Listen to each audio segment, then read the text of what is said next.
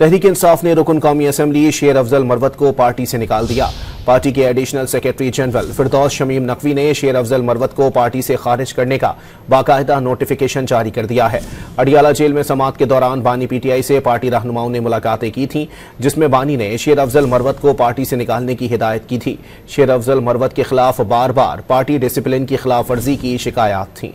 तहरीक इंसाफ ने रुकन कौमी असम्बली शेर अफजल मरवत को पार्टी से निकाल दिया। पार्टी के एडिशनल सेक्रेटरी जनरल फिरदौस शमीम नकवी ने शेर अफजल मरवत को पार्टी से खारिज करने का बाकायदा नोटिफिकेशन जारी कर दिया है। अडियाला जेल में समाअत के दौरान बानी पीटीआई से पार्टी रहनुमाओं ने मुलाकातें की थीं, जिसमें बानी ने शेर अफजल मरवत को पार्टी से निकालने की हिदायत की थी।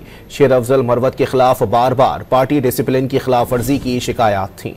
तहरीक इंसाफ ने रुकन कौमी असम्बली शेर अफजल मरवत को पार्टी से निकाल दिया। पार्टी के एडिशनल सेक्रेटरी जनरल फिरदौस शमीम नकवी ने शेर अफजल मरवत को पार्टी से खारिज करने का बाकायदा नोटिफिकेशन जारी कर दिया है।